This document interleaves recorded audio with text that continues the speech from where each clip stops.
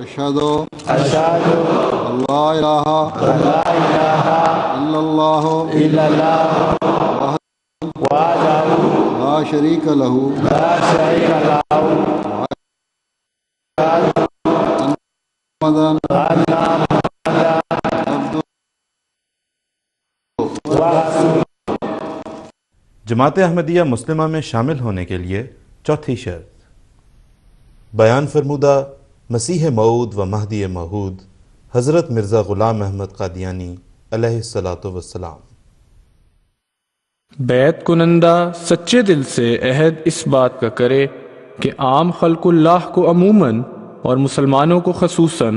اپنے نفسانی جوشوں سے کسی نوع کی ناجائز تکلیف نہیں دے گا، نہ زبان سے، نہ ہاتھ سے، نہ کسی اور طرح سے۔ قرآن پاک میں اللہ تعالیٰ فرماتا ہے: اعوذ باللہ من الشیطان الرجیم الذین ينفقون فی السراء والضراء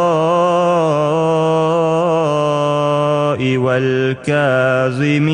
الغیظ والعافین عن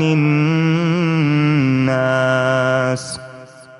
واللہ یحب المحسنین۔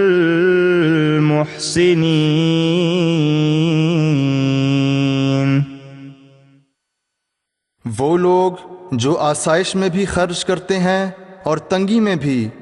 اور غصہ دبا جانے والے اور لوگوں سے درگزر کرنے والے ہیں، اور اللہ احسان کرنے والوں سے محبت کرتا ہے۔ اسلام کی اس خوبصورت تعلیم کے بارے میں حدیث نبوی صلی اللہ علیہ وسلم۔ حضرت ابو ہریرہ رضی اللہ عنہ بیان کرتے ہیں کہ رسول اللہ صلی اللہ علیہ وسلم نے فرمایا: آپس میں حسد نہ کرو، آپس میں نہ جھگڑو، آپس میں بغض نہ رکھو، اور ایک دوسرے سے دشمنیاں مت رکھو، اور تم میں سے کوئی ایک دوسرے کے سودے پہ سودا نہ کرے۔ اے اللہ کے بندو، آپس میں بھائی بھائی بن جاؤ۔ مسلمان مسلمان کا بھائی ہے، وہ اپنے بھائی پر ظلم نہیں کرتا، اسے ذلیل نہیں کرتا اور اسے حقیر نہیں جانتا۔ پھر حضور صلی اللہ علیہ وسلم نے اپنے سینے کی طرف اشارہ کرتے ہوئے 3 مرتبہ فرمایا: التقویٰ ہاہنا،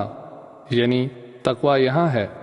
کسی آدمی کے شر کے لیے اتنا کافی ہے کہ وہ اپنے مسلمان بھائی کو حقیر جانے۔ ہر مسلمان پر دوسرے مسلمان کا خون، مال اور عزت حرام ہے۔ مسیح موعود و مہدی آخر زمان حضرت مرزا غلام احمد صاحب قادیانی علیہ الصلاۃ والسلام فرماتے ہیں: پہلا خلق ان میں سے عفو ہے، یعنی کسی کے گناہ کو بخش دینا۔ اس میں ایصال خیر یہ ہے کہ جو گناہ کرتا ہے وہ ایک ضرر پہنچاتا ہے، اور اس لائق ہوتا ہے کہ اس کو بھی ضرر پہنچایا جائے، سزا دلائی جائے، قید کرایا جائے، جرمانہ کرایا جائے، یا آپ ہی اس پر ہاتھ اٹھایا جائے۔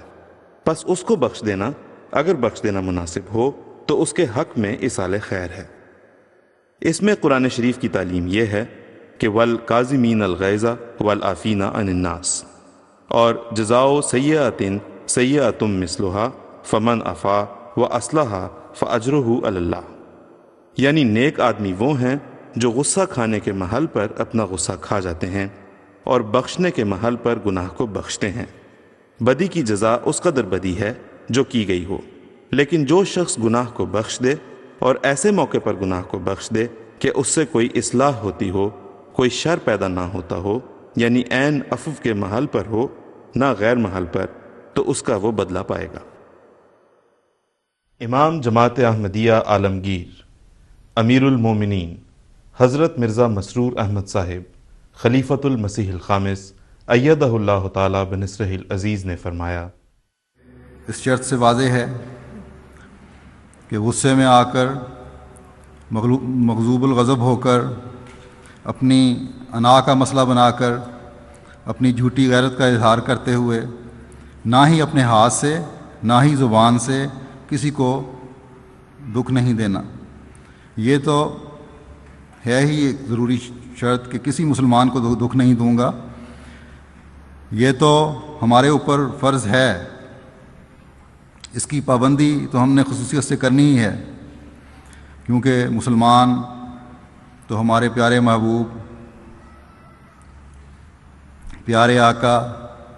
حضرت اقدس محمد مصطفیٰ صلی اللہ علیہ وسلم کی طرف منسوب ہونے والے ہیں، ان کی برائی کا تو ہم سوچ بھی نہیں سکتے۔ اب حسد ایک ایسی چیز ہے جو آخر کار بڑھتے بڑھتے دشمنی تک چلی جاتی ہے۔ اس حسد کی وجہ سے ہر وقت دل میں جس سے حسد ہو اس کو نقصان پہنچانے کا خیال رہتا ہے۔ پھر حسد ایک ایسی چیز ہے، ایک ایسی بیماری ہے جس سے دوسرے کو تو جو نقصان پہنچتا ہے وہ تو ہے ہی، خود بھی اس آگ میں جلتا رہتا ہے انسان۔ اور چھوٹی چھوٹی باتیں ہیں جو حسد پیدا کر رہی ہوتی ہیں کہ فلاں کا کاروبار کیوں اچھا ہے، فلاں کے پاس پیسہ میرے سے زیادہ ہے، فلاں کا گھر میرے سے اچھا ہے، فلاں کے بچے زیادہ لائق ہیں۔ تو عورتوں کا یہ حال ہوتا ہے کہ فلاں کے پاس زیور اچھا ہے، تو حسد شروع ہو گئی۔ پھر اور تو اور دین کے معاملہ میں جہاں نیکی کو دیکھ کر رشک آنا چاہیے، خود بھی کوشش ہونی چاہیے کہ ہم بھی آگے بڑھ کر دین کے خادم بنیں، اس کے بجائے خدمت کرنے والوں کی ٹانگیں کھینچنے کی کوشش کرتے ہیں کہ کسی طرح شکایات لگا کر اس کو بھی دین کی خدمت سے محروم کر دیا جائے۔ پھر اس حدیث میں آیا ہے کہ جھگڑنا نہیں، چھوٹی چھوٹی باتیں ہوتی ہیں اور لڑائی جھگڑے شروع ہو جاتے ہیں۔ مثلاً چھوٹی سی بات ہے، کسی ڈیوٹی والے نے کسی بچے کو جلسے کے دوران اس کی مسلسل شرارتوں کی وجہ سے ذرا سختی سے روک دیا یا تنبیہ کی کہ اب اگر تم نے اس طرح کیا تو میں سختی کروں گا، سزا دوں گا،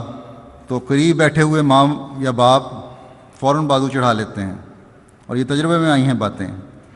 اور اس ڈیوٹی والے بیچارے کی پھر ایسی مٹی پلید کرتے ہیں کہ اللہ کی پناہ۔ اب تمہاری اس حرکت سے جہاں تم نے عہد بیت کو توڑا، اپنے اخلاق خراب کیے، وہاں اپنی نئی نسل کے دل سے بھی نظام کا احترام ختم کر دیا اور اس کے دماغ سے بھی صحیح اور غلط کی پہچان ختم کر دی۔